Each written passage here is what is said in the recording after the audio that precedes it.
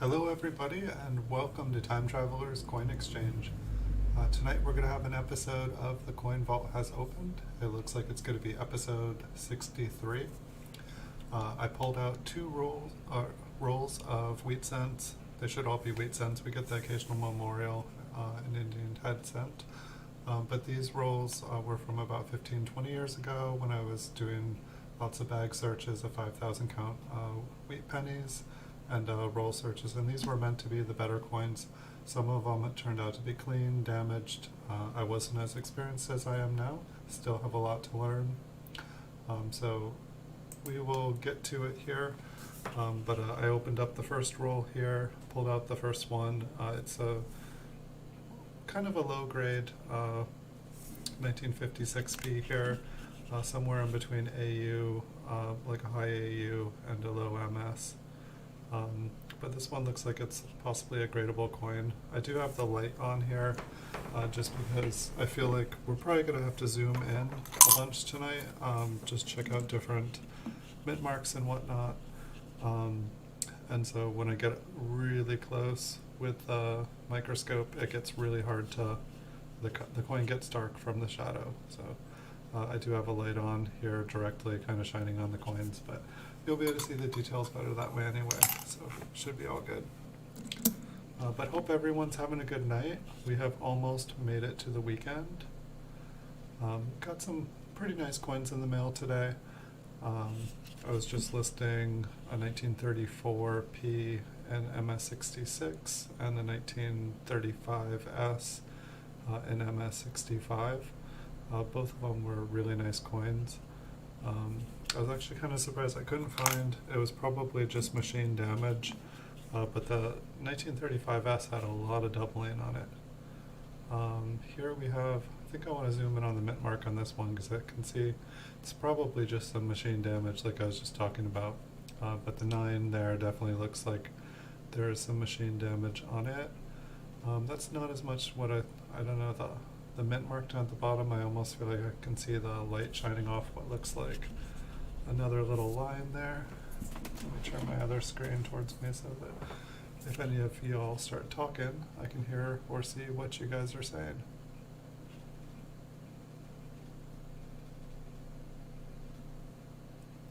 It's interesting, the back of this one, when I look down, it's so bright, and then there's like those little chunkers on it.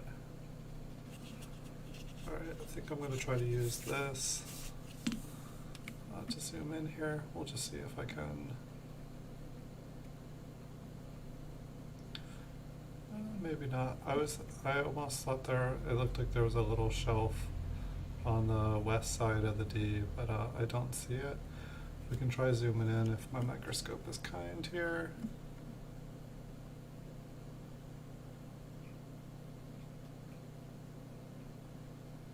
I tried not to drink quite as much coffee. Welcome to Shaky Streams, everyone. We'll be doing a whole lot of shaking tonight.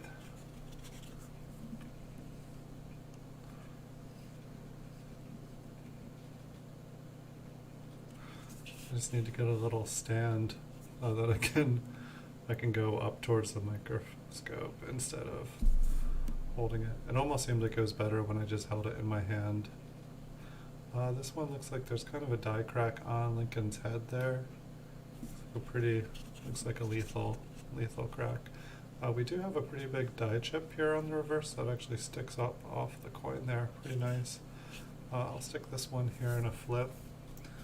I'm trying to flip these when I'm finding interesting stuff, just because the first 50 or so episodes of this show I didn't, and that was half the reason I was going through this stuff, is to see what it was, see what I'd found, and if I don't start labeling everything, it takes a little extra second here or there, but I'm just going to have to do this again. We're going to do reruns. Welcome to Time Traveler's Coin Exchange. Tonight we're looking through two rolls of coins that we looked at a year ago, but we didn't write down what they were or put them in a flip to identify them, so here we are again, repeating ourselves. It doesn't sound as fun. What I'd rather do is, if I'm going to do something, if these are like the concentrates from all the bags and rolls, what I'd rather do is in the future take all the ones that were cool and flipped, and then do a show with like the best of the best. You know, like take like the 100 coolest coins. You're going to go live. Welcome, Coin Collecting with Tyler. You're going to go live tomorrow at 4 o'clock Friday.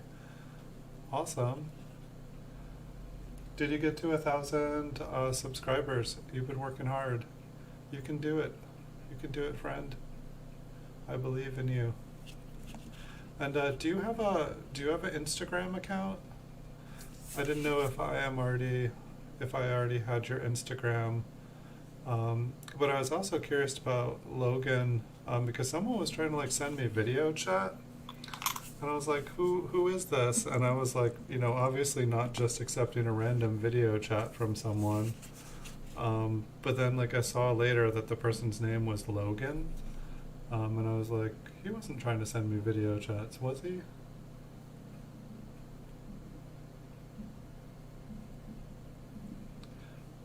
You haven't gotten a Instagram account yet?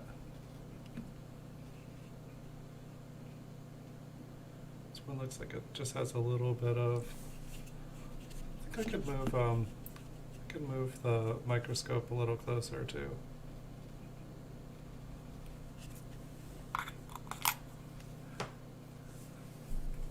How old do you have to be for social media? I mean, like, YouTube is basically, isn't YouTube like basically social media? Or is that they're like a YouTube version? Whoops. Okay, I think this is actually, let's go to the other side.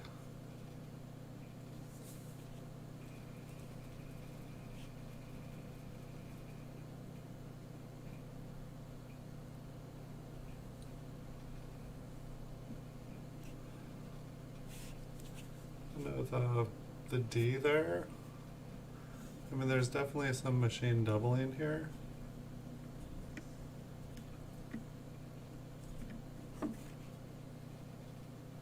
I'm like, why can't I zoom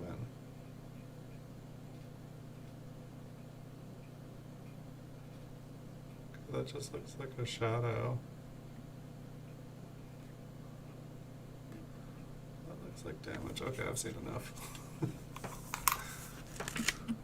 I think I liked the way I had it set up before. You have to be 50 to get one. Well, hopefully you don't have to wait till you're 50. What's going on with this one here? Looks like lamination error. Looks like it just goes straight up through. Kind of impales Lincoln.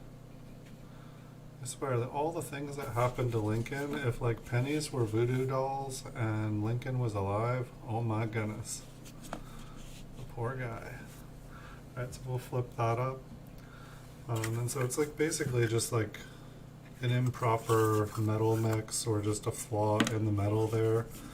And so it's kind of like cracks within the metal. As far as I can tell, that's what a lamination error is. It's just the surface of the coin is not properly made. I like them a lot. I think they're one of the cooler errors. But it's kind of like more like a mint error rather than like an error with the coin itself. But it is the coin itself.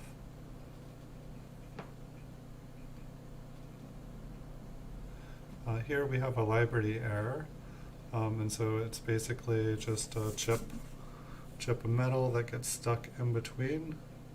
I feel like we can see it pretty good, just like that.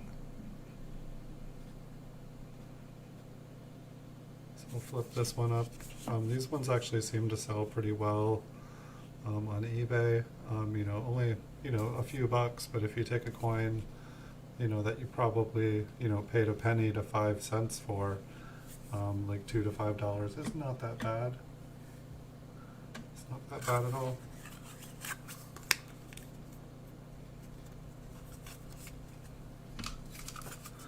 I'm excited about tomorrow. There's like 90 mint sets, proof mint sets tomorrow, ending at like 6:45 to 7:30 in the morning.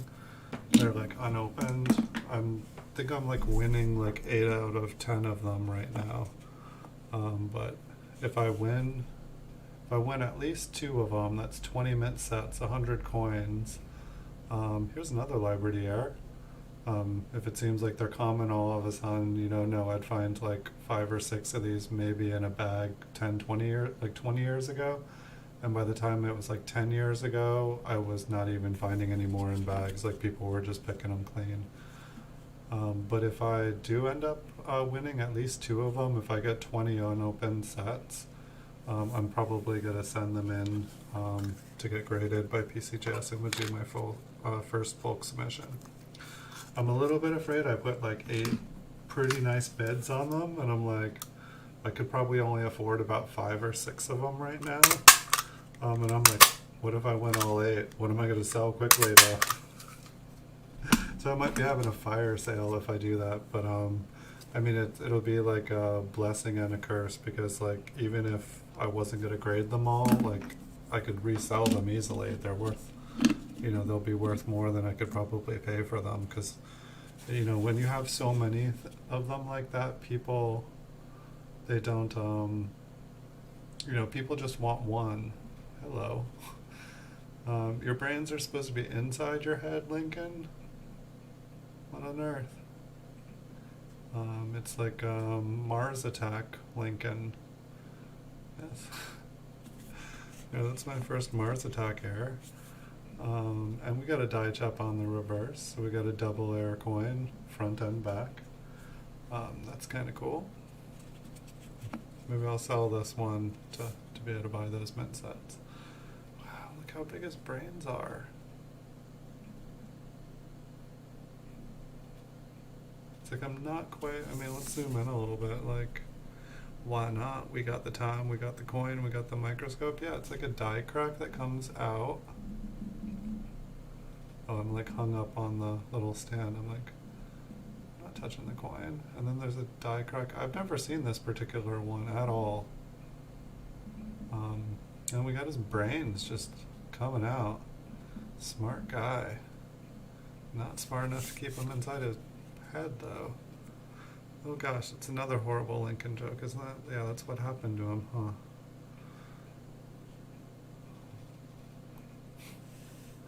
Just should not talk about Lincoln and holes in his head and brains. Alright, so what we got? Brain air, and we got a die chip.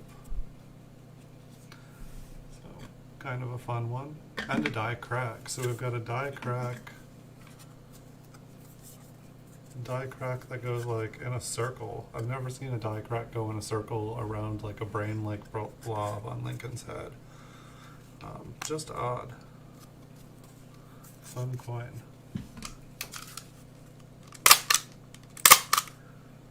I do not even remember finding that one. So let's see. Die chip. Crack. Brains. I don't know. Someone's gonna have a big question mark in their head when they see that. Alright, we've got a lamination error. So this looks like it almost makes me want to go back for those couple coins that we didn't find something on, but so this one looks like it's got a lamination error, just running, or actually, yeah, there's a little chunker down here too.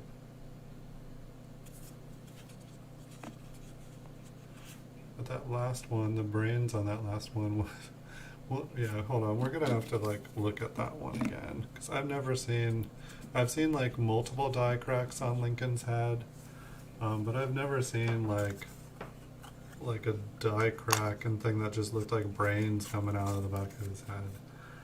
That was pretty cool. Okay, so this was a lamination. We're getting all sorts of fun things tonight. It's Thursday night. Hey Logan, welcome. So that was a lamination.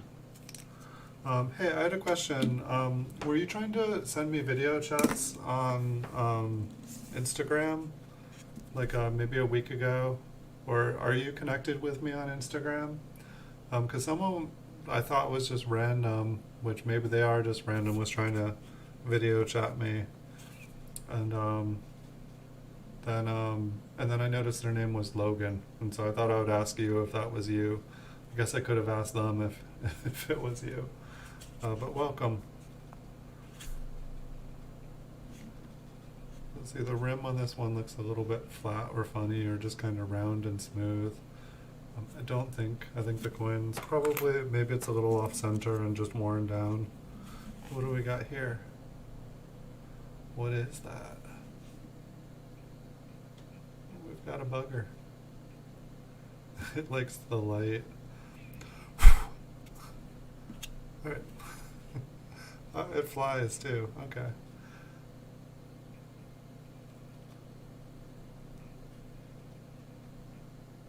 Unexpected guest there. For a second there I thought it was like a coin flip mite or something. Like what? What on earth? Speaking of, can't tell if, think that this is just damage. It's flying around under the light now, but I guess it looked like it had wings.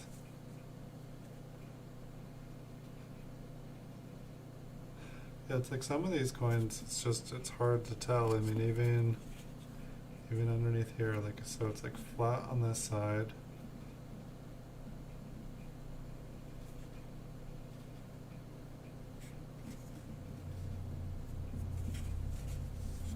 Yeah, this one is pretty circulated. It probably doesn't matter if I'm really touching it a bunch. Let's play Explore the Rim. Just want to see, it just seemed like there was a lot of stuff going on with it. It's just that. Right, I don't think that this one is actually an error. I think I got damaged. What do you guys think? Alright, this one has a lamination error. Ooh. It's the Terminator.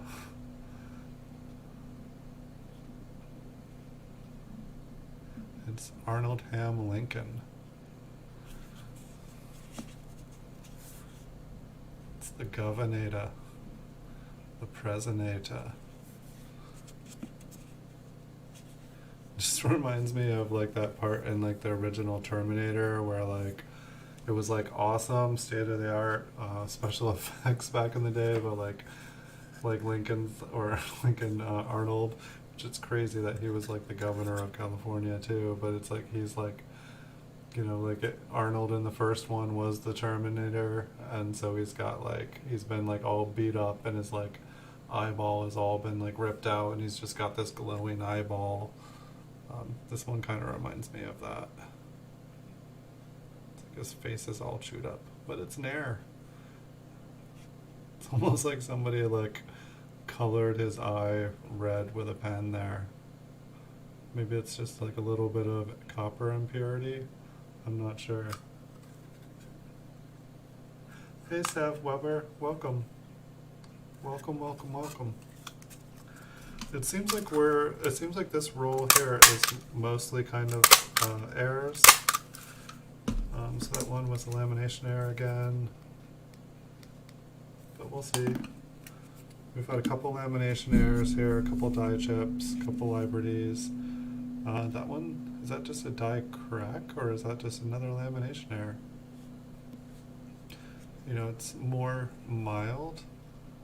Yeah, you can see kind of like, you know, if it was like continental plates, like they're just kind of like, there's this, can't think of the right word, but there's like a rupture between the two. You can see the stress point. Looks like that's what. So it's like, I feel like, yeah, it's like on some, like that it looks like a scratch, but then it's like you go here and it's like you can see that it actually goes underneath.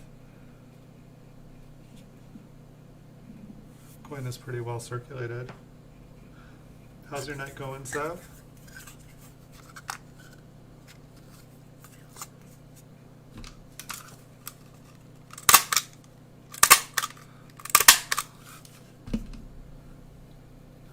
always wanted to have a kid called Severance. I thought it would be a cool name. So it's cool someone like named their kid Sev. Maybe Sev's not your real name. Is that like I've just like looked closer at your logo there, Sev. That thing is pretty cute. I can't quite see what it is. It kind of looks like a baby Yoda. It's cute. Looks like something Star Warsy. I'm having a pretty good night here. This roll here is definitely more entertaining. So this one here looks kind of flat on the edge. We'll definitely be able to check it out a little closer. This one is definitely flat on the reverse as well. You know, pretty nice detail. It's definitely not normal wear. It doesn't look like it's been elongated, but yeah, look at that.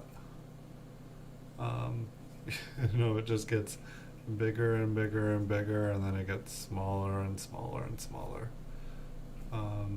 So I don't know what kind of error. If it's just like a planchet flaw, like it's just like uneven, but it's like the strike wasn't even able to strike it, I think, because the metal, you know, the die wasn't coming down where it should be. Awesome. I was serious too. Sav's a cool name. So I don't even know. I don't know. I want to say it's like a planchet flaw.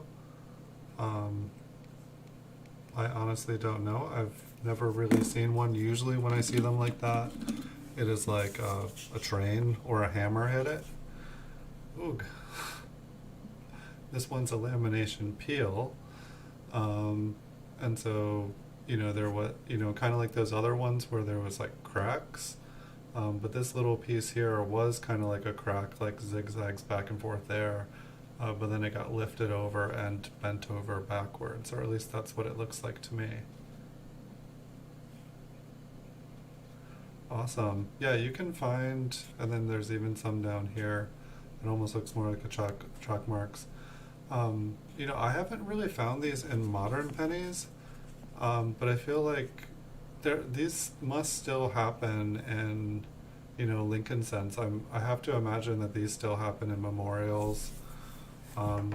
You know, once you get into coins like shield cents, or, you know, once it's a copper covered zinc, anytime that there would be like a lamination error or anything like that, it would expose the inner core of zinc. And zinc is like, you know, copper's unstable, zinc is like highly unstable. Like someone sent me a photo of a coin that all the zinc had like basically rotted out on the inside, and it was just like a hollow copper shell. It was kind of cool looking.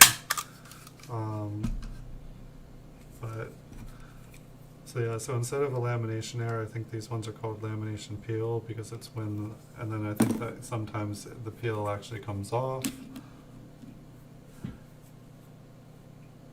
Yeah, I kind of want to get, I mean, I actually have a penny box now. Jesus, here's another one. Yeah, it's like some nights, like we don't get many. I realize I have a box, but it's like, you know, it's all original bank wrap. It's like a 1979. But I could start going through rolls of that. Yeah, this one looks pretty cool.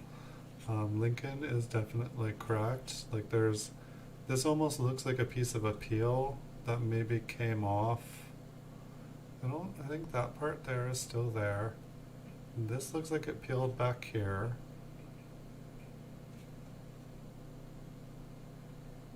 Huh, yeah, it looks like there's a chunk there, and the E was printed right on top of the chunk. Like you can still almost see, we can flip it over. Lamination errors, from what I gather, usually don't go all the way through. I hope you find some cool coins in your box, Seb. I definitely, like, you know, the more I go on YouTube, the more I watch other people's videos, Like I've, for a while, just watching other people search through coins, it was doing it for me. I was like, all right, I don't have to get my hands dirty. I can just, watch people search. When they find something, I can get excited. Like, I don't have to do that. Like, go, deal with this mountain of stuff you already found, and then make another mountain. And so I'm trying to stick to that, but. And then it's like, as soon as I am wanting to, it's like, oh yeah, there's a coin shortage. Like, no more coins. I'm like, no. But I assume the pennies will still be there. It sure would be sad if they made the pennies obsolete right before, this pandemic. They're just like, yeah, we don't want to make pennies. I see that this one has like a filled 9, which is not an error, it's just a late stage die. But I'm curious, like, it's probably just like a little piece of dust, but like right in between the 9 and the 5, there's like this little line. And here, I guess I'll have to zoom in one more time. That's what I'm curious about here, just because okay, it's, I'm not so curious anymore. Whatever it is kind of disgusting looking. Someone was asking me what that is, like what this stuff is on coins. It's pretty much anything. It could be food, it could have like come from a nose. I don't know. Is that like a die crack going from the tip of the wheat ear?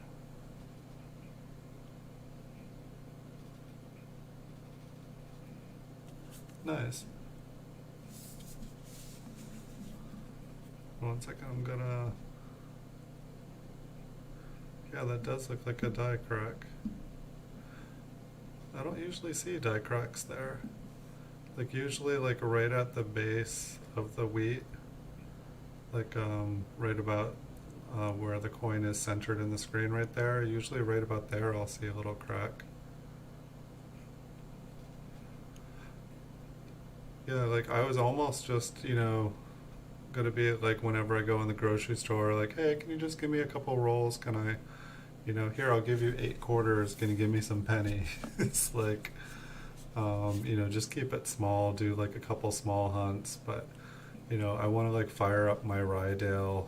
So I think maybe I'll flip the die crack. Just because I'm not usually I don't see die cracks there. It's just kind of different. Yeah, like I don't know, I wasn't really into the 2009s at first, but like the satin finish coins really grew on me, and like the fact that it's like a 20 coin set, like that there's 8 business strikes, like 4 from Philly, 4 from Denver, there's 4 proofs, and then there's 8 satin finish coins, 4 from Philly and 4 from Denver.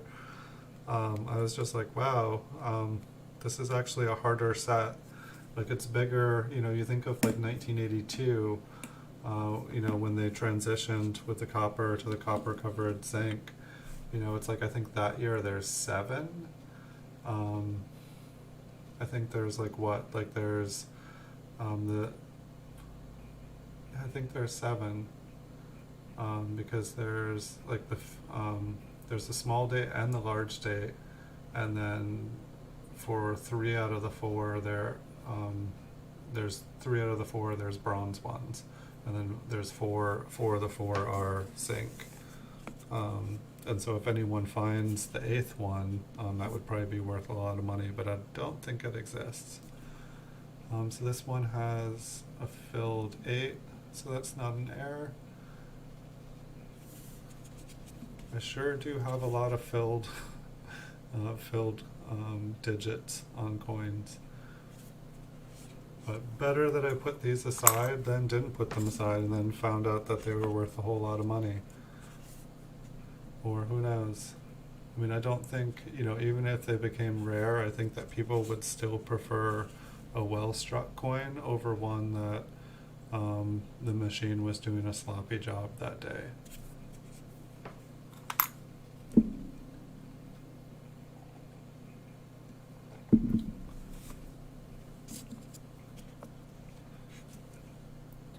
Here we've got another partially filled 9, maybe a little bit inside the 5 as well there. Yeah, there's like so many different things that can happen to coins, and like some of them are worth money.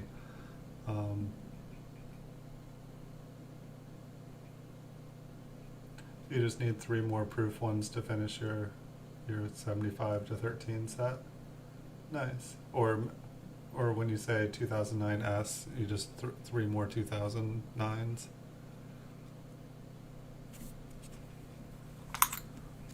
Yeah, I think I have a full set of them right now.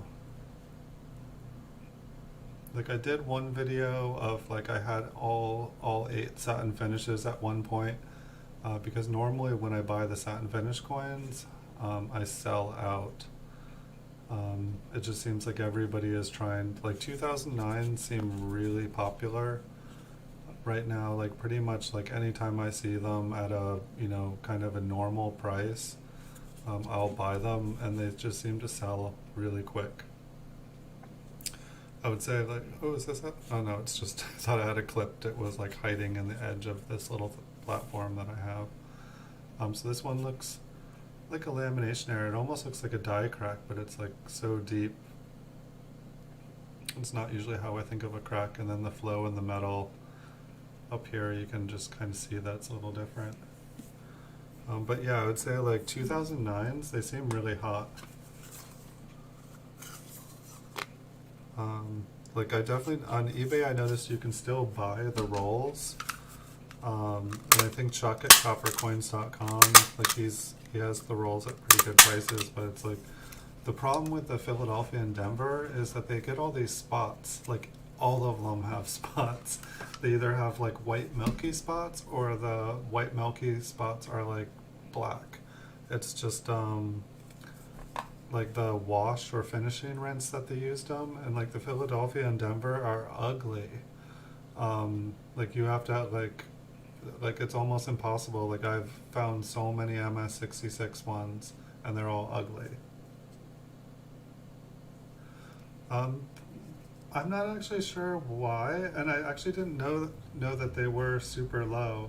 I do notice that people searching for them. Like every coin roll hunting show that I see, people are pulling those out. And it never actually occurred to me that they were a lower mintage.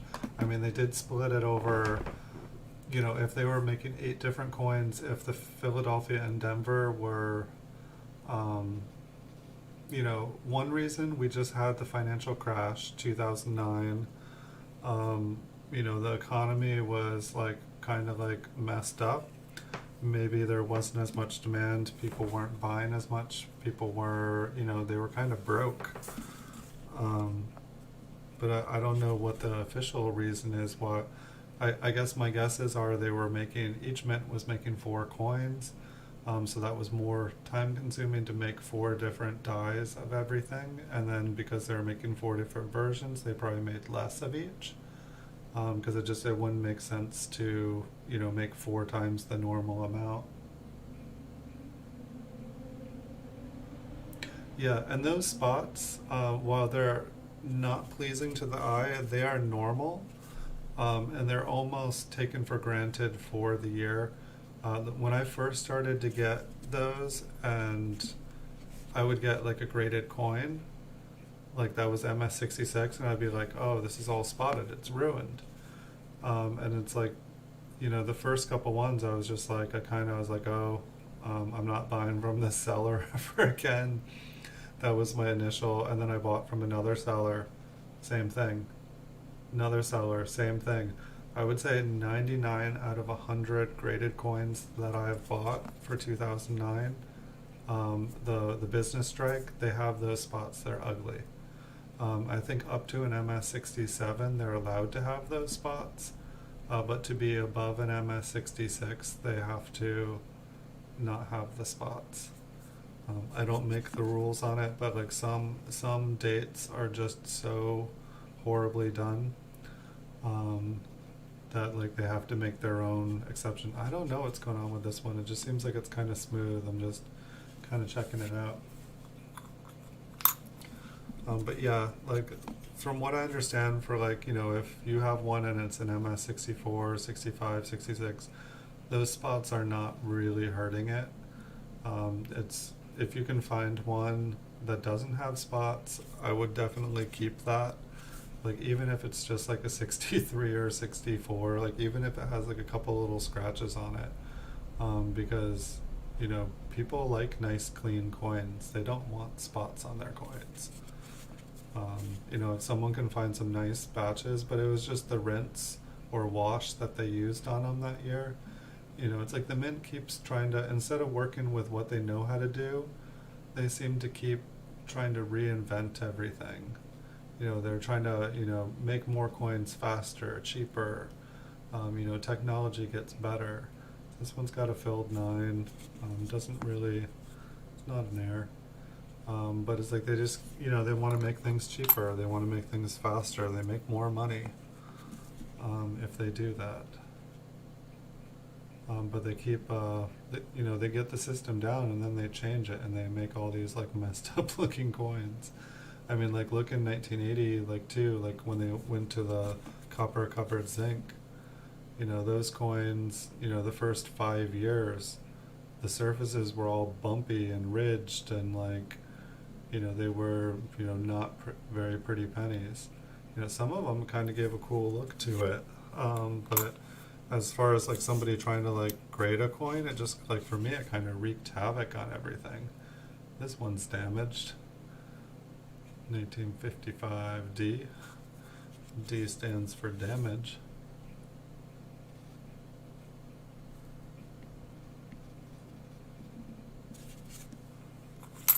Yeah, I want to look at the mintages for like some of the newer coins. This one looks damaged, I think. I mean, it definitely looks like it at first look. Almost looks like it was like struck by something.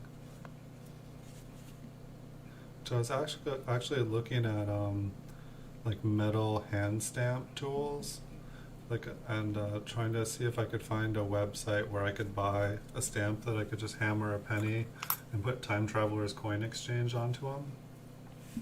I used to keep 1982 pennies. One of the last times when I moved, I sold my roll collection and all of my memorials and pretty much everything. I am going to start. See, that was the thing. Like, I have so many coins that were better. I have like a Rydale that separates the copper and the zinc. And like today I bought 5. This one's got a lot of die chips on the air there. That's an error. I bought 5 1982s today on eBay. I got an MS66. All of them were bronze, but I think I spent like $180 on 5 1982s today. I think I got 2 MS66s, a small and a large state, and then I got 3 MS65s. And they'll be gone by once I get them, they'll be gone within a week. 1982s, I would say, are like in the top 10 coins. These ones, like, I feel like they're, you know, the 2009, the 1982s, the 1960s, these ones with like multiple coins in the small and the large state, they just seem to be places where collectors, they get kind of stumped. You know, some of the like small dates aren't as easy to find usually. I feel like most of them, the small date, there's less of it than the large. I haven't even seen a 2020 coin yet, I don't think. I mean, I've seen them online. What was up with this one again? Oh, die chips, okay. Maybe I've seen a penny. Like, I was going to look for W's this year, and then this pandemic thing happened. I'm like, I don't want to touch all this money. Like, it's like I used to, like, all day long be playing with money, and then it's like,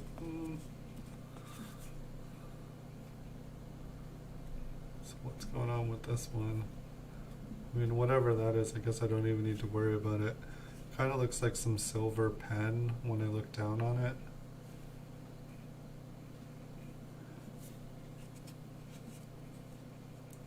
Hey again, Tyler.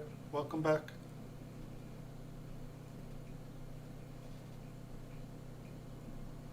Yeah, I definitely heard that the production numbers at the mint, I haven't, been able to confirm this. I don't work at the mint. I don't know anyone that has, but I've been reading stories, and that's the last coin of that roll.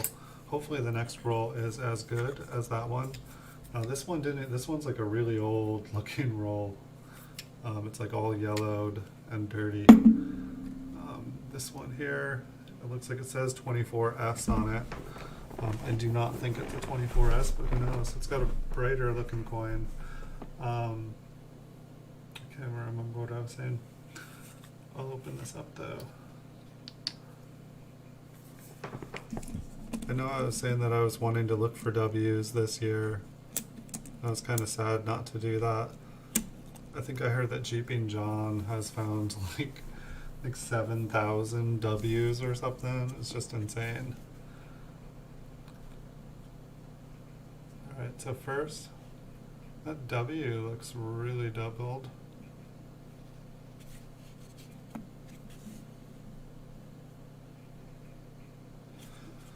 Okay, well these are definitely not 1920.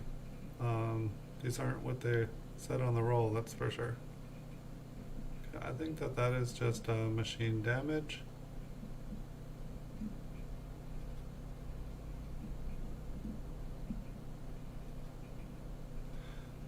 That's definitely some interesting looking damage. It's like almost like it's missing a bunch of the lettering. It's like instead of it being a double die, it's like a half die, if that's a thing.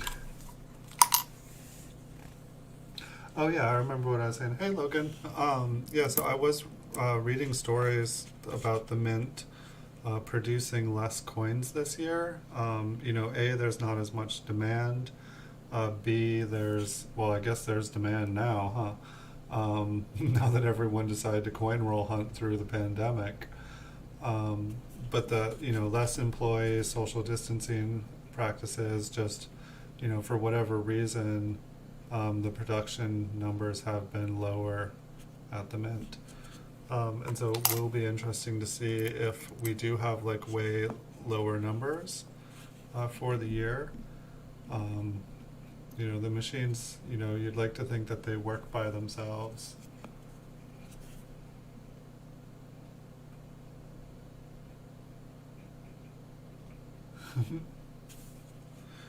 Is he gonna, or for tomorrow?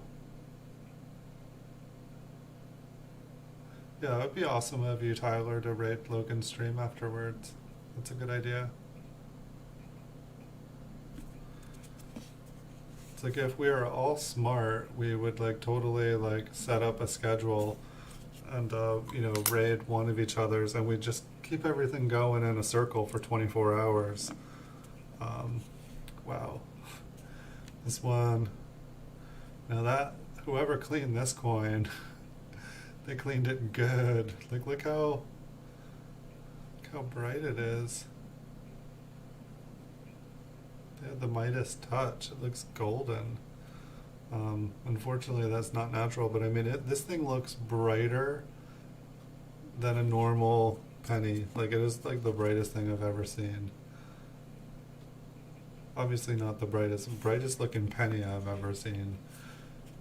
Like it's like, sorry guys, I'm really blinding you guys.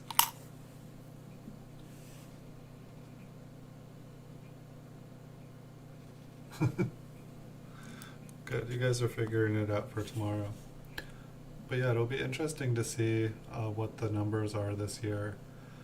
And it's just, I feel like the mint is like purposely creating rarities these days. I was also reading articles about like, it's not just our Federal Reserve or whoever. Wow, can you see the circle in the center here? And then the circle going around here? It must be like a coin rolling machine, I think, unless it's can't remember what it's called. It's like something like a lathe. On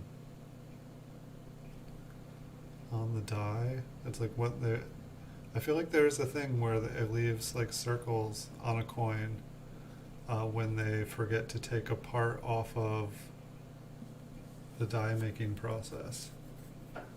I mean, it's like I want to say that those are, coin roller, but usually it like messes up. Like you can see it doesn't cut through any of the lettering.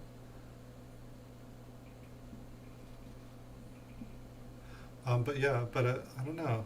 This one is interesting. It's like a crop circle. I'm actually going to flip this one here. It's probably just coin roll damage, but something just looked different to me about that. Yeah, I'm the same way, Logan. I like, as you know, in the future I might be able to stream other times if life ever goes back to normal-ish.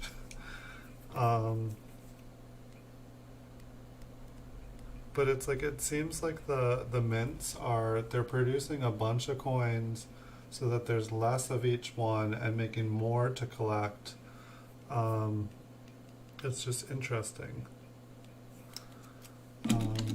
It's like they're making artificial rarities, like the whole like American Silver Eagle reverse proof or reverse enhanced proof or whatever it was that, it was supposed to be like, the most rare coin ever made.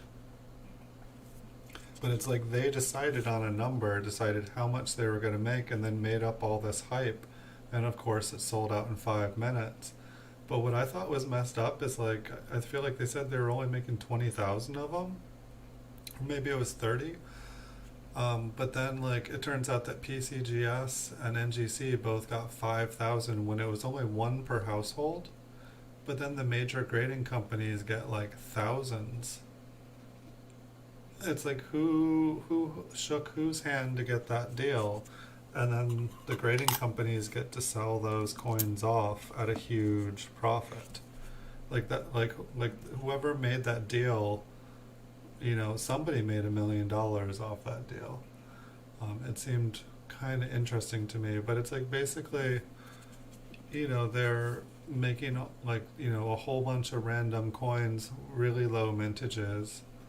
And then it's like, I guess if you want one, you've got to, buy it, and they just keep making more and more. But I feel like they kind of were doing that before, and I feel like people kind of like got sick of it. Like, I mean, like collecting mint sets and stuff used to be like super popular, and then the mint did something wrong, where all of a sudden, people stopped collecting them. Like the early the early mint sets, the early proof ones. It's like you go to like 1936, I think there was only like 3,800 mint sets made that year, or proof sets. And it's like, so there can only be 3,800 complete proof sets. And so it's like, that's like a really rare coin. They talk about the other, the American Silver Eagle being like 30,000 of them, but it's like the 1936, and it's like you can still get a 1936 for probably under $500. A low grade proof one you could probably get for even less. But definitely, it's like I'm definitely starting to look at, not just quality but scarcity. Before it was quantity, and it's like, how many coins can I get? And then I was like, okay, quality really is, if I can sell one 1957, that's like a really high grade and make, $10 off selling it quickly, that's a lot better than going through 1,000 1957s and selling them in a big heavy package. I don't know, I've definitely found, when I do start coin roll hunting again, I think you had asked Sev if I collect 1982s. Yes, I'm gonna collect 1982s, and who knows, it's probably too late now. Like, since I stopped coin roll hunting, it's literally been over 10 years. So it's kind of crazy. I mean, I kind of coin roll hunt because I'm kind of going through the concentrates of what I used to hunt through. But it's like, I would really like to collect a ton. Like, I have my Rydale. I can separate like 18,000 I can't remember if it's 18,000 or 180,000. I think it's like 180,000 pennies an hour. I can separate the copper and the zinc ones. And then I can change a dial on it or change the coin that you use to separate, and I can separate the wheats from the memorials. Simply because the memorials weigh just a tiny bit less, I'm sorry, the wheat cents weigh just a tiny bit less than the memorials, just because most of them have just had some wear. Then it's like you put an older one, from the like teens or 20s in it, and it'll separate the, ones from the 40s and 50s. And, I watch the hopper as things go through, and occasionally I'll see a wheat penny go through or a memorial pop in the wrong place. The only thing I don't like about it is like if you actually had some like super high grade coins and then you send it through the hopper and it goes spinning and grinding against all these other coins, it's probably going to damage the coin. But by the time it's already in circulation, like it's like if all the coins were like, original bank wrapped and all red and beautiful when I was opening, I wouldn't be throwing them in the hopper, that's for sure. I'd be putting on some gloves. This one looks like it's got like a tiny little die crack to the left of the wheat ear. I'm not as excited about that. I think I'll just keep it here in the roll. The coin is a little bit better condition than what we have been looking at. But for the year and the date, I don't think it's high enough to get it graded.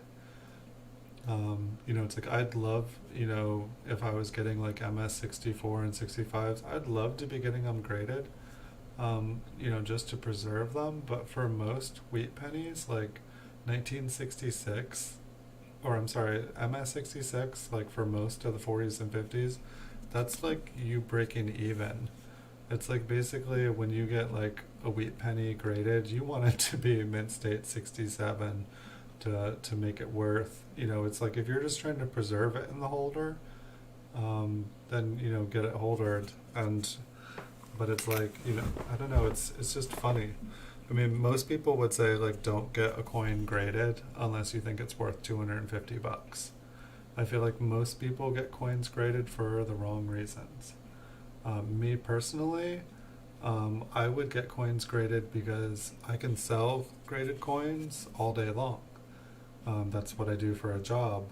But when I try to sell raw coins, when they're graded, there's no, you can argue that, it was over or under graded, but it's pretty darn close.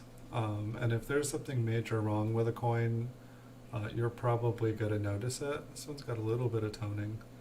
But it's like pretty much you only have to figure out what you're selling the coin or what someone just has to figure out what they're willing to pay for the coin. So I find graded coins just way, way easier to buy and sell. They cost more to buy, but they sell for more. Yeah, chances are if your steel cent is in bad condition, if it's rusty or just damaged, it's probably worth 5 to 10 cents. I'd say probably 10 cents. I feel like rolls of steel cents go for at least $5, even when they're like rusty. And it's like steel cents are a tricky one, like especially in high grades, because I think steel is even more susceptible because copper doesn't rust. It kind of corrodes, but I feel like it's a little more stable. Steel rusts. The surface on those coins just like falls off. And so most coins I don't worry about buying sight unseen, but like if I'm buying a steel cent on eBay or like an auction site, I need clear photos of the front and back of the steel cent. If there's any kind of like gray hazing, if there's any white, if there's anything other than like clear, it can have scratches, it can have marks. That's totally cool. But if it has like any like haziness on it, I will not touch it because I don't know how many steel cents graded by PCGS I've seen, and it's like the coin it like corrodes over and like because I think it's because they're in the slab, it gets like a white rust. But it's like eventually you can't even see the surface of the coin. And I've seen it way too often. Like I've seen MS67s, it's so sad. It's just like an MS67, like a $300 coin, just rusting away inside a slab. Steel scents seem to be a pretty good seller. This one kind of has a wood grain appearance. It's also got a really weird surface. Um, it almost looks like it's got a pale yellow, kind of sulfurous. See what the reverse looks like. Maybe it's been cleaned. It seems too bright up at the top there. I mean, like, for some reason the word that I want to put on this coin is just like sulfur. And I don't know, I don't feel like there's any reason, that's just what my brain is telling me.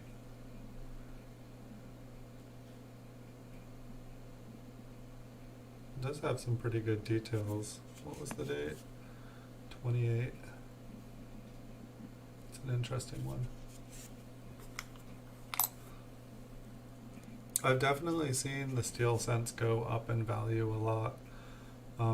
Like the MS64 and 65s, like pretty much in the last 10 years since I got really into buying and selling slabbed coins, I've seen steel cents double in price within a decade. It's definitely been interesting. Like, I could get an MS66 steel cent for like 16 to 20 bucks a decade ago. And now they kind of sell for between like $30 and $60. You know, like $30 is a good day on an auction. I don't think people would put it up for a buy it now price. I think I actually got one for like 35 the other day, and I was pretty happy about that. Doesn't seem like we have as many errors in this one, but the coins are looking a little bit nicer. It's just these funny, you know, these came out of really circulated bags. You know, like, these are the better coins from the bags. Or from, like, you know, these are coins that I found, you know, roll hunting. But it's just so interesting because it's like I'm used to dealing with high grade mint state coins. And so there's this divide, like the one area, you know, that I still haven't really figured out with grading is the divide between AU58 and MS62.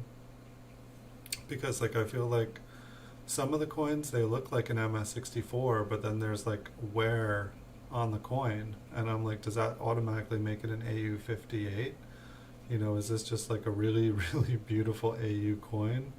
Or what's going on? 1982 pennies, the zinc ones, not as much. Like, you can get for I think 3 of the 4 zinc varieties, you can get a MS67 red for under 20 bucks. You know, they can sell for more than that. But like, you can get an MS67, you might be able to get an MS66 of all the zincs for like 10 bucks for an MS66. So there's not, the zinc ones, there's not as much money in the grading. But for the copper ones, in MS65 and up, I see them go for good money. Like, I paid a little over 20 for 4, or I paid a little over $80 for 4 MS65 copper 1982s today, or bronze 1982s today. And then I paid 30 bucks for an MS66 and 40 bucks for a different one. One was a small date and one was a large date. I think the large date one, I think, was worth $70. So it's like an MS, like, I used to have like an MS67 1982. Like, I was selling those, the bronze ones, like for like $150 to $200. And I'm trying to think why. I feel like there was something that happened that year, which I don't know if it was just the way they didn't store well, This one has that same little die crack that goes from the tip up to the E. And then this one, and it also has that other die crack that I was talking about right here.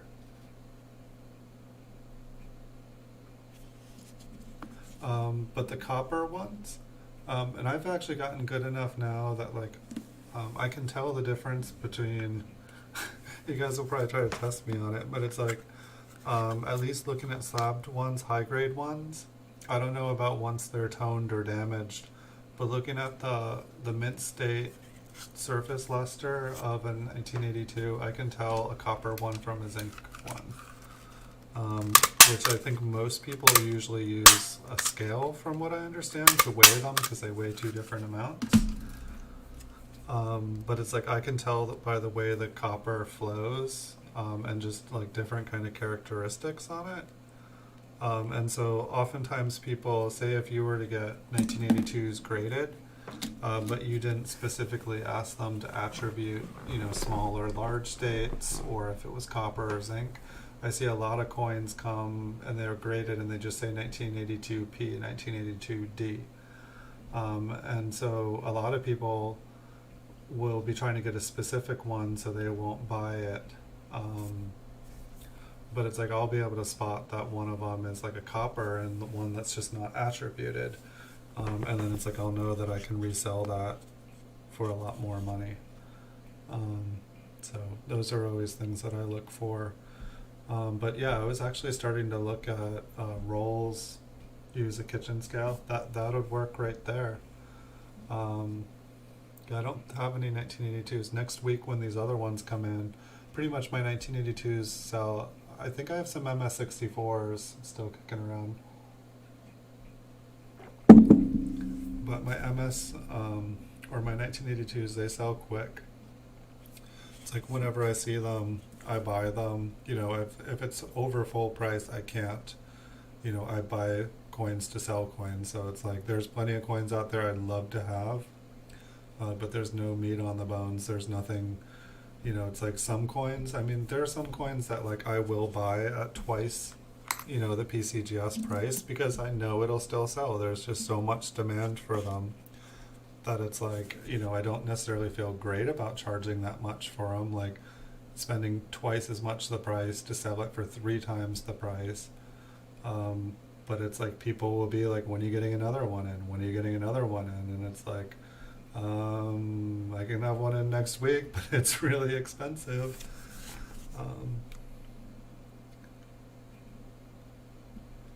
But yeah, like my Rydale could separate them in like speed, it could do. So this one's got some doubling, so it looks like a machine doubling on the 3 there.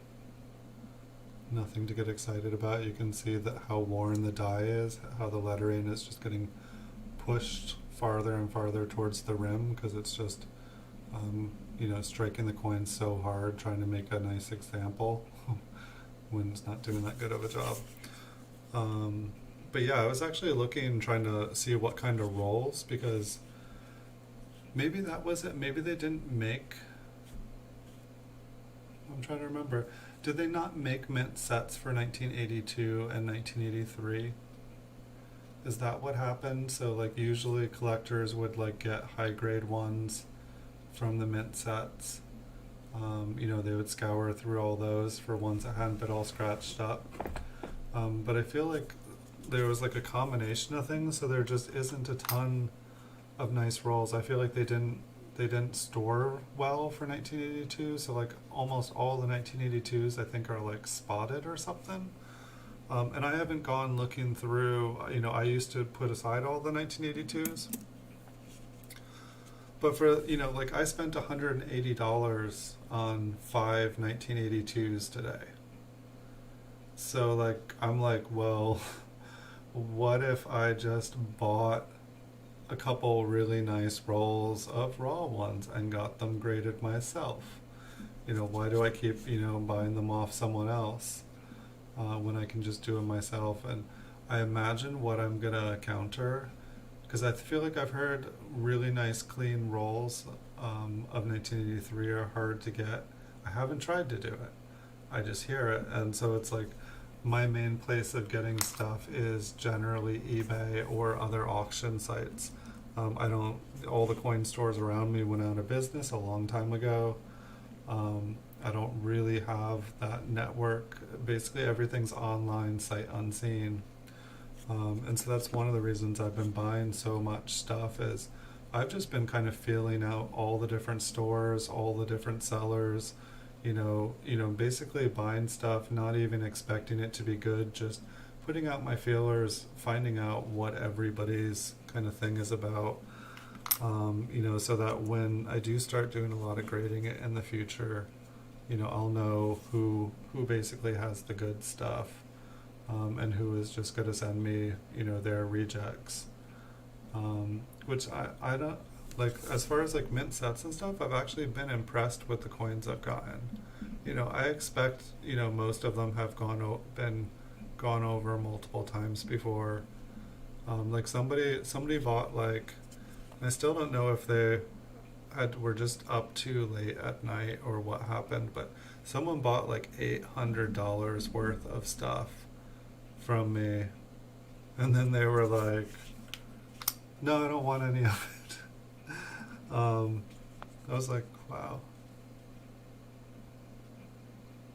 But it happens. I'd rather that someone realizes that they don't want something before I ship it out, because if I have to ship it out and pay PayPal fees and then pay to ship it back, it's like it's way easier to just relist something. Way easier. See, I'm still trying to learn. Like I used to get coins graded, but just like single coins, and it was like $30-40 a coin. Like if you did it, like I think there's like an economy or a regular, which it's like 20, but then you add taxes and shipping fees, and I feel like it ends up being like $34 a coin. And then it's like, then if you go to sell it, then there's more fees. It's just ridiculous. But there is such a thing as bulk grading with PCGS, and you can get, I think it's like $12 a coin, but it has to be 100 coins or more, and it can be no more than 5 different coins, like 5 different mint states or like denominations. And so like mint sets and stuff are kind of perfect for that, because you can send in like the mint set, and you can get the quarter dime, nickel, like everything all done at once.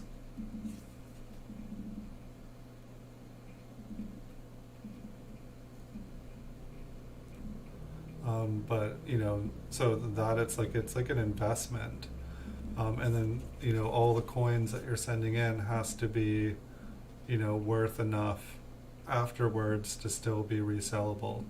And I would say like just a coin in the PCGS slab, and I know you're buying the coin, not the slab, but basically like a coin in a PCGS slab, the way I see it, it's worth like $6. There's no official thing, saying what a coin is worth. But pretty much like if you put a coin up on eBay for $6 and it's in a PCGS slab, whether it's a low ball, like, like the lowest a coin could be, or a proof, like a really common proof here, it will eventually sell for $6.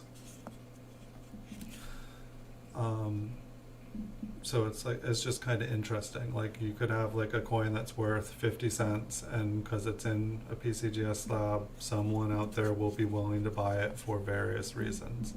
Like some people are trying to like fill their registry set, and they don't care how nice the coin is. Sometimes people are doing, it's kind of a joke set, it's called a low ball set, where they are trying to get the lowest graded coins. Like they're competing not for the highest graded set. It's like a joke. They're competing who can have the lowest graded set while have it still be a gradable coin. So let's see, this is a 57D. And it looks like it's damaged. I think that's damaged. It's a little bit nicer looking. It's a little bit later stage die. We got a filled B, filled 9. But so in general, I feel like I hear a lot of people say a coin's got to be worth like $200 to $250 really to be worth getting it graded.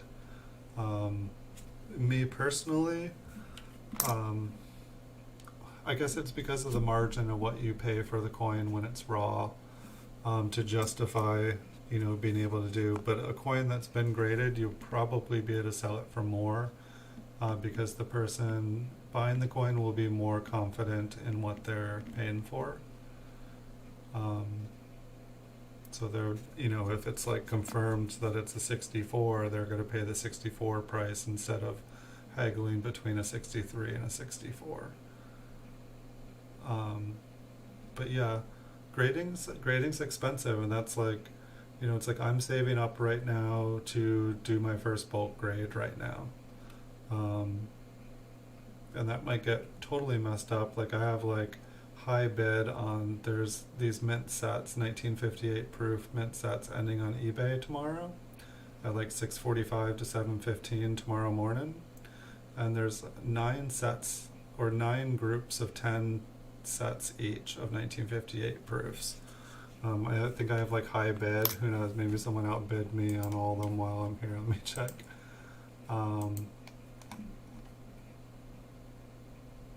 Oh, I won a Mercury dime. I branched out there. How about that? Let me come back to you guys. But yeah, like if I win all those, or if I win a bunch of them tomorrow, I'm gonna get set back on doing this bulk grading. But those mint sets would be perfect to kind of dip my toes in a big bulk grading. They're unopened sets. They could be repacked. Someone could have like gotten envelopes and like resealed them. There's some shady people online. Just because something says sealed or unopened doesn't mean that someone hasn't opened them and resealed them, and now they're in a sealed envelope, just like the auction says. Yeah, I mean, books are good, guides are good. I will say, like, guides are guides. They will generally keep you from paying too much, and that's a good thing.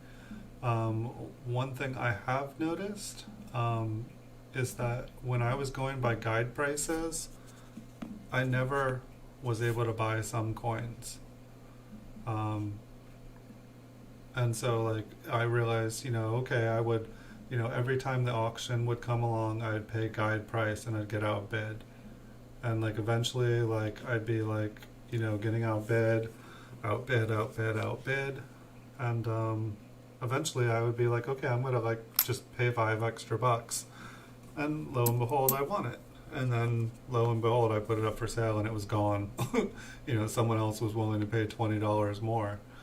And so, guides are guides. They're good. They'll keep you out of trouble, if you find a good deal. But then guides are also interesting. Like, 2 examples with small sense would be, I guess, a 1954S. I feel like the price has sank on them a little bit, but there are so many 1954S's and MS 65, 66, and if you were to pay the price guide value for them and then try to sell it for price guide value, you'd be holding on to it for a long time. Like a 1968S is the same thing. There are a lot of MS 65, a lot of MS 66s out there. I'm not 100% sure why this is. I want to say that those same coins, but in MS67, are extremely hard to get. And so the reason there are so many 65s and 66s are people trying to get that 67, because if they get that 67, like it's like $1,000 or something. Like it's like, it just goes from there being like, like only a few, like a million of it to like a few.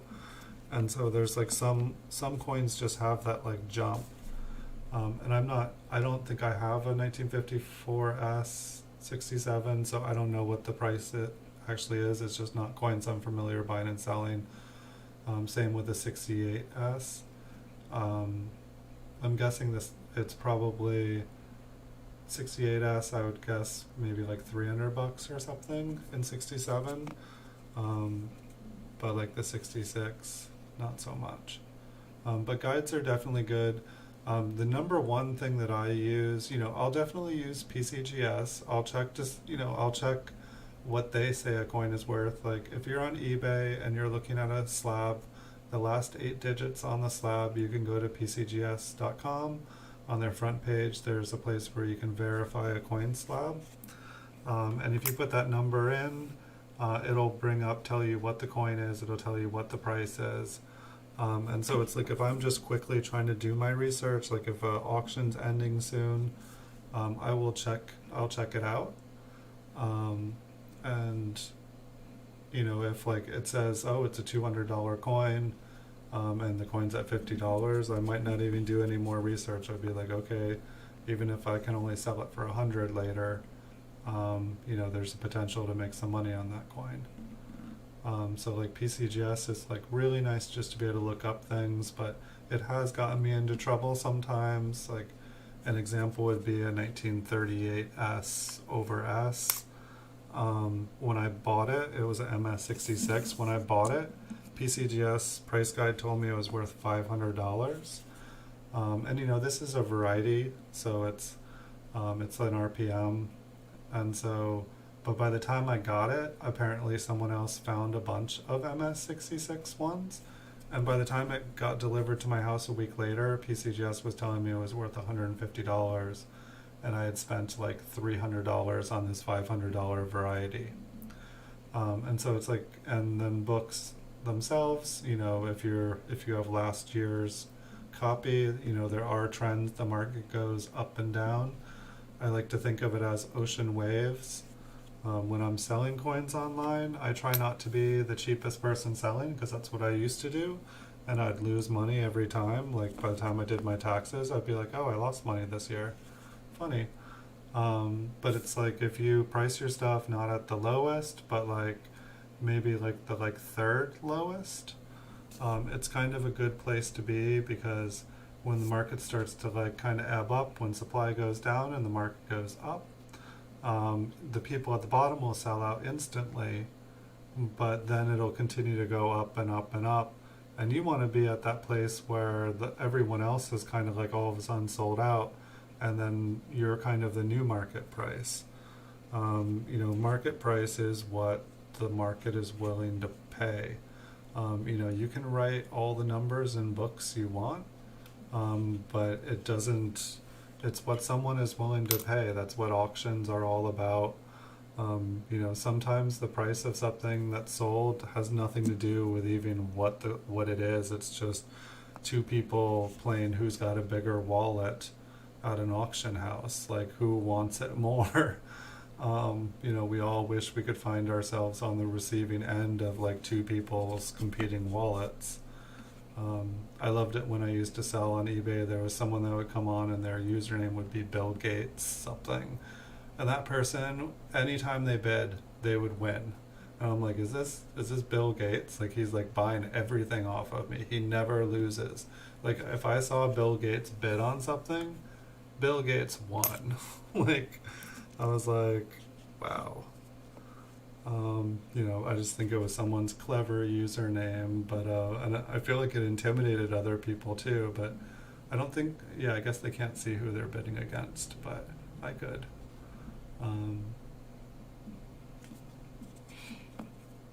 But yeah, user guides are definitely good. Or price guides are good. I definitely recommend. But it's like, then there's other things that can. Like an example would be like, I have a 1932P, I believe, and it's graded MS64 red brown. Everybody's trying to offer me like $40 for it, and that's the price guide for it. But at the same time, that's pretty much what I pay for them. But the one I have, it's a woody. It's like got a wood grain finish on it, and everybody likes woody. I get like 20 offers a day, but everyone's wanting to pay like $20 on it, like half the price guide price. It makes me laugh. Everyone's like, this costs too much, and like I'm like, you're not pointing out all the things that are good about it. And why is like 10 people offering me on it a day? Like obviously there's a lot of demand for the coin. I don't know, some things are just silly, but you know, I know eBay is definitely interesting though. Like, see, like it's like I got all my experience buying and selling coins not from going into coin stores, not from going to big auction houses. It's from eBay, and it's like I don't know. It's like for me, sometimes I feel bad because some of the stuff I will buy, and it'll be something I spent 3 years trying to acquire a copy of. Like say like a Proof 68 Lincoln Wheat Cent. You know, it's like I bought them. It took me years to be able to get one. I had to pay over the PCGS price for them, and now I'm selling them for way over. Um, but it's like I only get a chance like once every couple of years to get one. Like that's how like they don't come around often. The people that have them don't sell them. And so it's like sometimes I feel weird about like charging so much, but it's more like I know I'm charging too much for this coin. I don't want to sell it.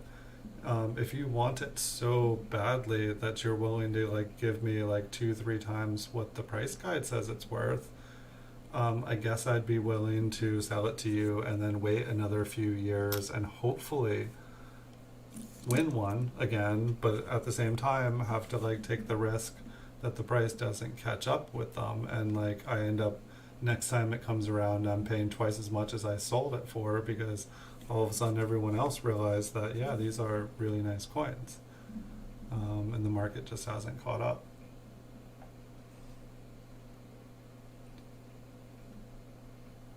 Some of these last ones have been a little bit better. When we do get to the end, I'll show you guys this. There's like a triple error one that we found at the beginning of the show in the first roll. I've been getting like, someone had said the other day that like coins with like an error on the front and back are rare, and maybe it's more of like, you know, when you have an RPM on it, and then there's like a double die reverse or something. Maybe they didn't mean like an error, like a Liberty or like a die crack or a lamination error. But I keep finding ones that are like lamination error, die cracks, like die chips, like just, you know, really weird stuff going on. Like, but like, you know, on the front and back. Some damage on that one.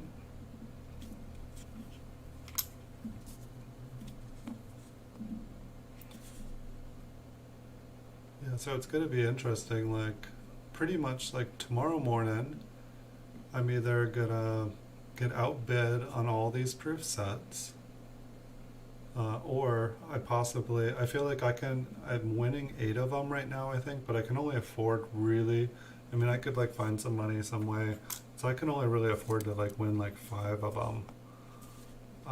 And so it's like, there's like the possibility I'll be like frantically trying to like come up, I think the person said 3 days, you know, please pay by 3 days of auction ending. This one's got some toning, just a little bit. See if I can make it bling for you guys. But I don't know, it's like, it's kind of interesting. Maybe I won't win any of them. The first one went for a little bit over full price.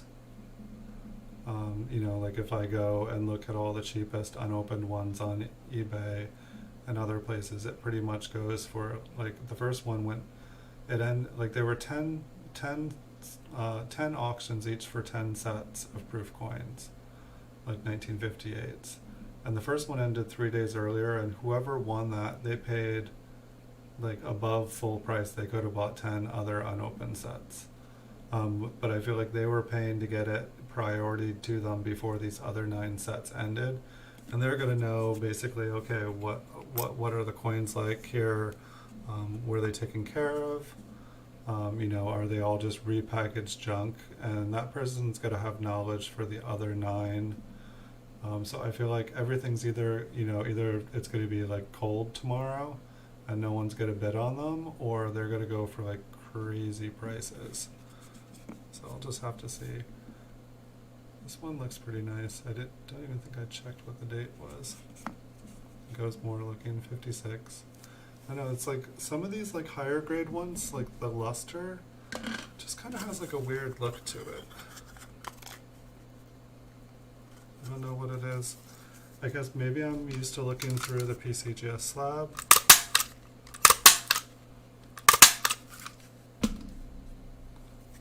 one just looked a little bit nicer. It looked like it could not be in a roll with a bunch of circulated coins.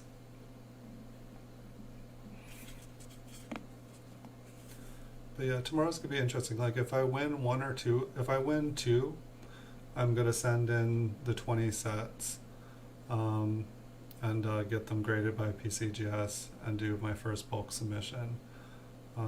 If I don't win any of them, I have other stuff I've been wanting to do bulk grading with, and so I will, put together some other stuff. But it's like this year is definitely going to be interesting. Like this is either like my like make it break it year or like break the market year. Like I don't know, like pretty much like I want to like start getting like 1,000 coins graded a month. I want to like get 1,000 coins graded and sell 1,000 coins, preferably every month.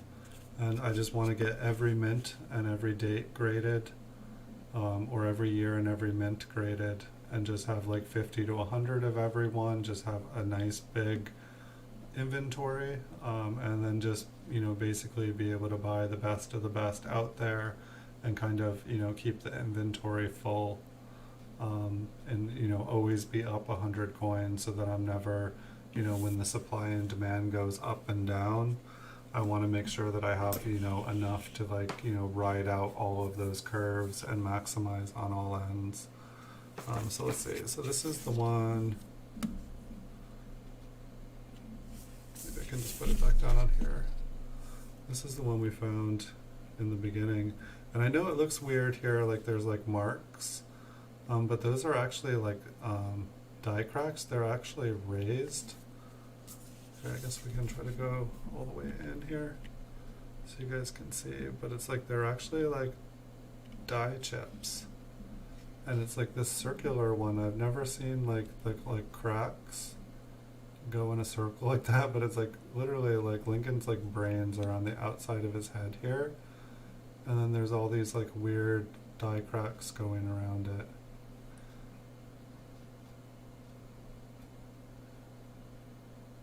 Well, hey, thank you, Sev. I do appreciate it. Yeah, I've been pretty much streaming on here for a year now. And I took like 5-6 weeks off here a little while ago when the pandemic started, just because, like most of us, life just kind of got chaotic. But trying to build things up again. My normal streams are on Wednesday and Saturday nights at 9 p.m. And I used to stream in the mornings and during the days and stuff too, back pre-pandemic era. But now it hasn't been possible. And basically any night, which has been almost every night since I started streaming again, I try to stream at 9 o'clock, and those are what I call bonus streams. Wednesday and Saturdays at 9, I will 100% show up. Those are my scheduled days. But anytime I'm able to show up at 9 otherwise, I do try. But I tell people I'm not guaranteed to, so that I know that if you schedule it and people, expect you to be there and you're not, they go somewhere else. And so I just let people know Wednesday and Sunday I will be here. And if my life isn't crazy and I'm able to, I always will be here at 9, but it's just I can't guarantee it. I do have a life. I love doing this. This is what I do when I don't have anything else going on. So this was a 1935S that I was looking at. I posted this one up on eBay right before. I'm usually posting these short videos of just higher graded coins. And so this one was actually kind of interesting. I couldn't find any varieties, but it's like, I swear, anytime I see a 777 in the serial number, I always want to zoom in on the coin. I feel like it's a grader code. But like, I can't quite perfectly zoom in on these. But like, it was originally the mint mark that I was like, what's going on with that? But it's like this one I could just barely focus on. And so I believe this is just machine damage here. But it's like, if you look, it's like the doubling does look like it's almost as high raised as the rest. And then if you look at the back of the 3, it looks way thicker, like there is, some widening happening. And then down below the doubling, there almost looks like there's like extra 3 shooting out below. The mint mark was why I looked at it, but I feel like it looks okay. But then the other thing that I thought was interesting on the D, it just reminded me of an RPM. If I can get it to focus, you can see a little bit of D hanging out on the west side there, and then on the inside you can see a little bit of D on the top and on the bottom, which it almost like to me like looked like there was like basically a kind of like a rotated D there. It just reminded me of a mint mark, like a rotated RPM. But it might not be anything. I couldn't find any, it does look like there's some machine damage to it, but some of it just did not look like machine damage. It just kind of stumped me, but it was a pretty nice looking coin, so I was pretty happy to get this one anyway. And if there's something special going on with it, I sent the picture to a couple of people and they'll be like, yes, that is just machine damage. I just wanted to make sure that like it wasn't just a machine damaged coin, or I wanted to make sure that it wasn't something that just hadn't been seen, because like I feel like the 3, I could understand that being machine damage, but the D on the west side, that didn't look like machine damage to me. That looked like an actual raised piece of metal that was like separate. But I'm still learning. I like, when I know and I can help someone, I will help them, but that's the one thing I found about coins. It's like once you learn something, it's like there's like 10 more things to learn. And so I'm trying to learn as much and as fast as I can. I still have a bunch of books here I got to finish. But the one thing I found is like, like this year I've made 4,200 coin videos, and so I've looked at a lot of coins, like my eye is getting better at like looking at different grades. But it's like also, it's just like everything is starting to come together. So it's like for people out there, just look at a ton of coins, take the, find something interesting about a coin, research, find it out. Now we have YouTube, now there's like forum boards, there's Facebook groups. Take that picture, we all have, nice cameras on our phone. Before, like taking a nice photo of a coin up close was like impossible. I spent years trying to like figure out how to take nice up close photos of coins. Yeah, the microscope cameras made my life so much easier. But it's like, anytime you have a question, try to find an answer, because that's like really how you get better at stuff. And that knowledge, that information, those answers you find, they're worth money. You will see something, run into something at some point, and you'll be like, money. I know that's money. Besides it just being a coin and being money, like you'll see opportunities. And that can be, a fun part of coin collecting is, when you're looking through rolls of pennies and you find that rare coin, it feels like you just found a pirate wreck and you just found gold. It feels like treasure. It's a lot of fun.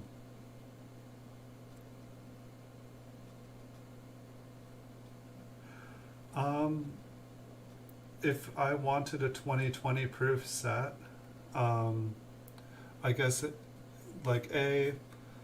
why do I want a 2020 proof set? Do I want it to hold on to give to, my kids when I'm old?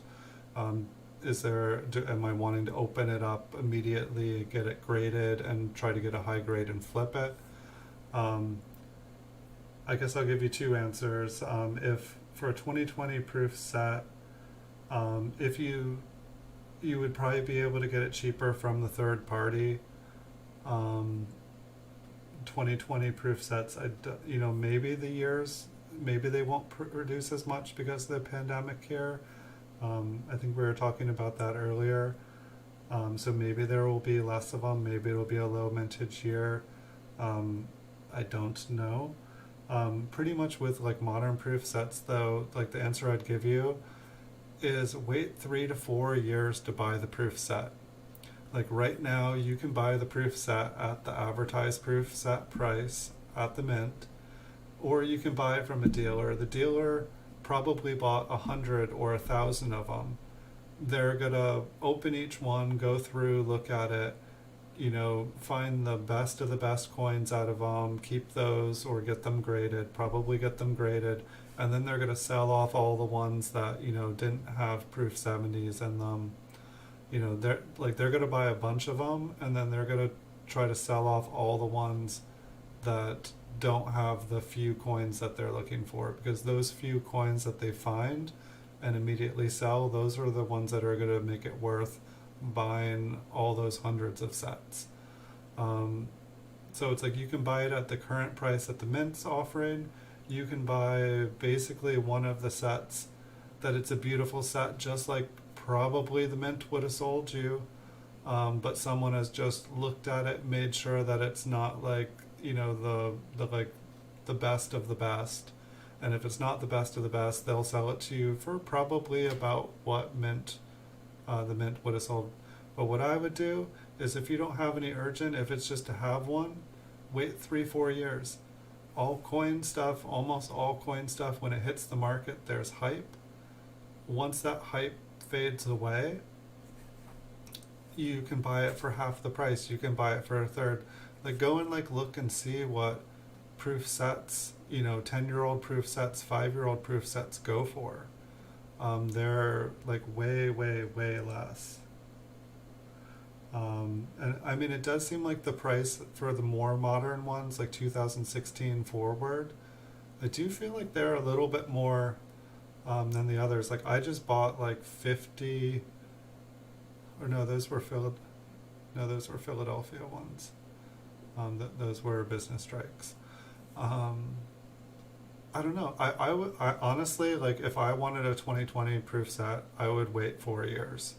It's kind of like newest technology. It's like you can buy, the new video card for your computer that just got released a month ago, or you can buy the one that's a year old, and it's going to be able to basically do everything. You're just not going to be part of, I don't know, if you're playing Fortnite, yeah, the person you're playing against might have a millisecond advantage over you, and that might lose you some games, but you can get a computer that can do everything else just at a tiny fraction, a bit less speed, for a third the price, half the price. I think probably both the silver and proof set. I mean, I feel like I was looking, and I feel like proof sets of the state quarters and stuff, I feel like we're $2 for a 5-quarter set. It's $1.25 in quarters for $2. I was just is that really right? I've just been looking at tons of proof sets because I've just been trying to figure out okay, what's the cheapest way to get these? I buy mint cellos by the roll, by the 50. This last week I got so many mint cellos, and they're just either the proof or the business strike coins cut out of the mint sets, and I'm mainly pennies, so it's those are the ones I'm usually trying to buy. But even the silver ones, probably the silver have less numbers. I can take a second and I can look up and see what I don't think it goes all the way modern, but I feel one place I check out proofs, yeah, this only goes up to 2011, is lincoins.com. It's just a quick thing that has all the proof mintages.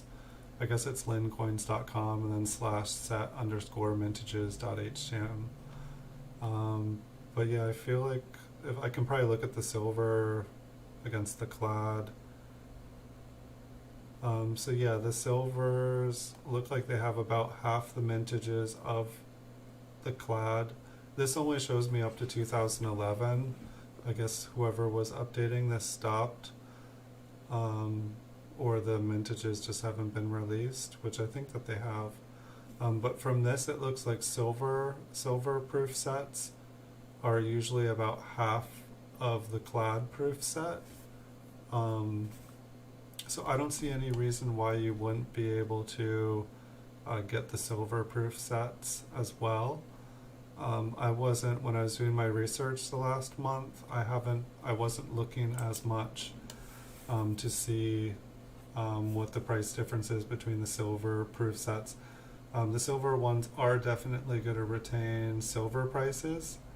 Any silver that's in them, the sets are, they may, if they have a lot of silver in them, they may retain, and silver's up, they may retain some of the value. No, the silver penny, or in the proof sets, it's still a penny. I don't think the nickel is silver. I think the dime.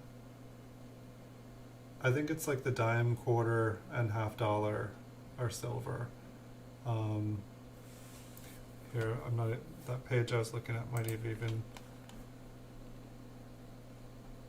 like, I mean, for the quarters are silver, 14 coin silver set. I don't believe, so what that would be, PD. I'd have to look, but yeah, no, the pennies are definitely not silver. I do know that. Good question. I don't have a definitive. I know the pennies are copper, or probably even copper covered zinc. Um, and I don't believe I've ever seen silver nickels. And I know I was looking at some proof sets, or I'm sorry, I had some graded proof dimes, and they said silver on the PCGS labs. I think it was like 2013, 2015. So I'd say definitely there are silver dimes in the state quarter series.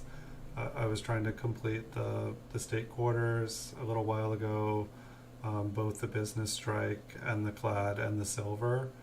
Um, and those had silver. And then I would imagine the half dollars and the silver sets are silver as well. But I don't think the nickel, and I'm pretty sure if I was to see one of the inserts in the silver proof sets, I believe they have a little diagram saying what all there's just like a little sheet telling you about every coin. And so it's like if you were able to see the inside of the box, or probably even on the mint page. See, this is why I should keep up to date on more coins. Like pennies are my thing, but I've been trying to branch out. Literally, I have 3,000 small and large cents on my eBay store, graded by PCGS, and I probably have 50 other random coins, and most of them I bought a big group of pennies, and something else came with them. But today, here watching tonight, I actually won a Mercury dime. It looks like. I haven't bought a Mercury dime in forever, and I bought 3 half dollars this last weekend. Everyone loves half dollars. Let's give them a try. I tried the quarters, I tried the state set. I think I was super close to finishing in the state quarters, and then somebody bought 100+ coins off of me out of my set, and just wiped my set off. I was gonna have to start all over, and I was just I'm done. They say it on the U.S. Mint. Cool. I'll have to ask you next time, or I'll have to go and check, because I would like to know, when someone asks me a question, see, it's you give me a question, and now I have a question to try to figure out. So I do appreciate that. I like learning. I'm hungry. I'm thirsty. I want knowledge. And so that's also why I'm trying to branch off into other things. It's I know a lot about pennies, not nearly as much as a lot of people do. It's there are people that know so much more than I do about pennies. But it's people ask me nickel questions, dime questions, quarter, and I'm I have no idea. And so it's just, I feel there's basic knowledge I need to do. But I guess as far as the mint sets, proof sets, if if there's no reason you need it right now, or if you're not trying to flip a coin inside that, because some people, say with the American Silver Eagle reverse proof, everybody that was trying to buy those coins when they first came out, because there was a low mintage, they were just trying to flip it. Blue Ridge Silverhounds was hey, everybody, buy this coin for $60, you're going to be able to sell it for $300 to $500 overnight. I guarantee it. And Blue Ridge has like probably like 30,000 subscribers, probably more than that, and they probably all went and bought it. So yes, any collector that wants to finish their American Silver Eagle set now has to pay $300 to $500 because there's, everyone bought them out. Nice. You are ahead of me then, Sev. Good job. Yeah, no, I was like, I can't even remember. I was like so close. I want to say I was like 10 coins away from the set. And then like somebody bought 100 coins. I think it was like my biggest eBay sales day. Like I think they were like all MS66s that they bought. And they like put 100 offers for $14 a piece. And it broke eBay. It broke my store on eBay. Apparently, like if the order is above 100 or above 40 and the person doesn't check out before 40 coins, eBay cannot process the order. You can't send an invoice, they can't pay. It's just like error. And as the seller, you can't fix it. As the buyer, you can't pay, you can't do anything. It's a nightmare. Like you have to call eBay and they have to like send a special invoice. So I found that out. That was fun. But fortunately, actually, it had happened like that a long time ago with just like dollar coins. When I first started my store, someone bought like 200 coins and eBay had to do it. But this time when I called up, they were like, we have no idea what to do. And I walked them through what to do. And so I was really glad that it happened to me because nowadays, the people there, they didn't know what to do. It was kind of weird. I was like, well, I guess I've been on eBay for like 17 years, longer than that. I think this account was 17 years old, but I had another one that I forgot my password, and I think it was a school ID, and so, but I think I was on since like 2004 or something. No. Maybe, yeah, I can't even remember when eBay came out now. I can't remember if it was 94 or 2004. I'm getting old.